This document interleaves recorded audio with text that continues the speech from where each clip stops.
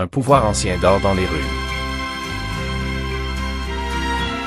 Alors, bienvenue, on va se plonger aujourd'hui dans les idées fondamentales d'un texte assez spécial, Cours ésotérique de magie runique, écrit par Samael Aunwer en 1969. C'est un ouvrage plutôt dense qui propose un chemin de transformation, disons-le, radical. Et dès le départ, attention, l'ambition est immense. Son but, c'est de révéler ce qu'il appelle le 5e évangile, c'est-à-dire une connaissance qui serait restée cachée, mais qui serait essentielle pour décoder les secrets des textes sacrés et même de notre propre existence. Pour s'y retrouver un peu, on va suivre un parcours en 5 temps. D'abord, on va regarder de plus près ce fameux évangile secret. Ensuite, on explorera sa vision du cosmos et du moi intérieur, puis on verra quels sont les outils pratiques de cette quête, et enfin son but ultime, l'union avec le divin. Allez, on attaque avec la première section. C'est vraiment le fondement de toute sa pensée, l'idée de base. En fait, le problème central que le texte soulève, c'est que l'humanité telle qu'elle est un peu comme une chrysalide. Elle a le potentiel de devenir quelque chose de plus grand, un véritable humain solaire, mais pour l'instant, elle reste dans un état larvaire, un peu inachevé. Et comment on fait pour accomplir cette métamorphose ? Eh bien, d'après l'auteur, la réponse n'est pas évidente, elle est cachée. Les 4 évangiles qu'on connaît, ils seraient en fait codés. Et cet ouvrage, il se présente comme la clé qui permettrait enfin de les déchiffrer pour libérer notre potentiel. Ok, mais pour bien saisir cette transformation, il faut d'abord comprendre le décor, si on veut. Et là, la vision du cosmos que nous propose l'auteur, elle est assez particulière. Ici, l'idée est qu'il n'y a pas qu'un seul univers, mais une infinité d'univers parallèles qui coexistent avec le nôtre. Et ce n'est pas juste une théorie pour faire joli, pour lui, c'est ce qui expliquerait des mystères bien réels, comme la disparition de l'ambassadeur Benjamin Bathurst en 1809. Il aurait tout simplement basculé dans une autre dimension. Et à la base de toute cette réalité, oubliez les atomes, oubliez les quarks. On trouverait quelque chose de beaucoup plus fondamental, des entités qu'il appelle les punctas. Ce seraient les véritables briques élémentaires de tout ce qui existe, des plus petites particules jusqu'aux galaxies entières. Ce qui est intéressant, c'est que le texte n'ignore pas la science de son temps. Au contraire, il entre en dialogue avec elle, notamment en s'attaquant à l'hypothèse de l'œuf cosmique de Georges Lemaître. Pour lui, c'est une explication qui est incomplète, purement mécanique.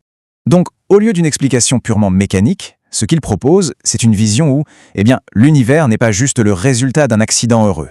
Non, il serait orchestré par des intelligences conscientes. Ces entités, les Foat, seraient les vrais architectes du cosmos, les forces intelligentes qui se cachent derrière les lois de la physique. Et cette grande carte du cosmos, elle se reflète en miniature à l'intérieur de chacun de nous. C'est là que se joue une bataille spirituelle absolument cruciale. Alors, au cœur de cette bataille intérieure, il y a un conflit, un vrai conflit fondamental. D'un côté, il y a notre essence, notre nature divine, ce qu'on est vraiment. Et de l'autre, ce que l'auteur nomme le moi pluralisé, l'ego. Une sorte de construction illusoire, faite de tous nos défauts, de nos peurs, de nos conditionnements. Le but du jeu, ici, ce n'est pas d'améliorer son ego, de le polir un peu, non, c'est de le pulvériser, de le détruire complètement. Cette citation, elle décrit des bodhisattvas, des êtres très avancés spirituellement, qui ne cherchent plus qu'une seule chose, la dissolution totale de leur moi pour pouvoir fusionner avec l'être véritable. Bon, la question qui se pose, c'est comment on fait pour gagner cette guerre intérieure ? C'est bien beau tout ça, mais quels sont les outils ? Eh bien, le texte en propose tout un arsenal. Le moteur de toute cette transformation, c'est une énergie primordiale. On l'appelle la Kundalini, le serpent de feu intérieur. Et là-dessus, l'auteur est très clair. Cette énergie surpuissante, on ne peut l'éveiller que par la pratique du Maithuna, qui est une sorte de yoga sexuel qui vise à transformer l'énergie créatrice.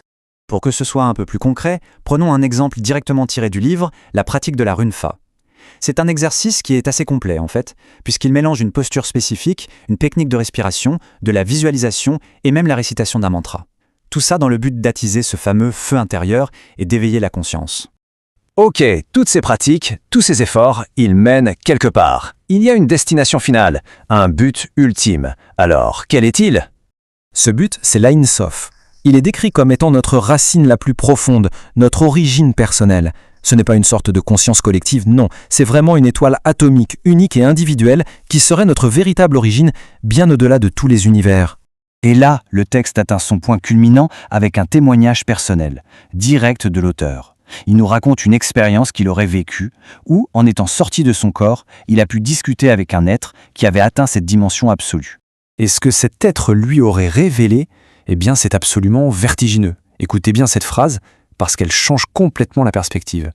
Du point de vue de l'absolu, notre conscience humaine serait aussi limitée, aussi primitive que la conscience d'un caillou peut nous paraître.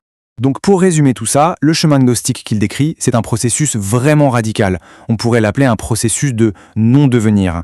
L'idée, ce n'est pas de construire quelque chose de plus, mais au contraire de se défaire de toute l'illusion du moi pour enfin fusionner avec ce qu'on est vraiment à l'origine. Et on va terminer là-dessus avec une question qui est, il faut le dire, assez provocatrice. Elle nous pousse à tout remettre en question, au fond, notre identité, ce que ça veut dire être conscient.